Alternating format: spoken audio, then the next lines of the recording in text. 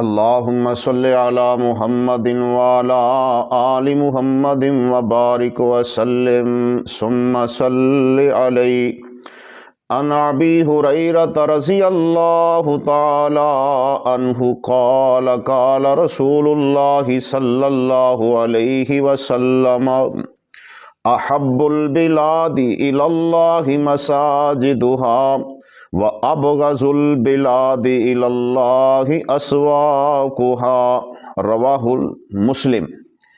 نبی مکرم صلی اللہ علیہ وآلہ وسلم نے فرمایا، سیدنا ابو ہریرہ اس حدیث کے راوی ہیں، کہ اللہ تعالیٰ کے نزدیک پسندیدہ مقام جگہیں وہ اللہ تعالیٰ کی مسجدیں ہیں، اور بدترین جگہ بازار ہے۔ حضرات آج دیکھ لیں کہ ہماری مسجدیں ویران ہیں، مسجدوں میں نمازی کم، بازار بارونق، اور بازاروں میں مجمع لگے ہوئے ہیں۔ اللہ تعالیٰ ہمیں مساجد کو آباد کرنے کی، بارونق کرنے کی توفیق عطا فرمائے۔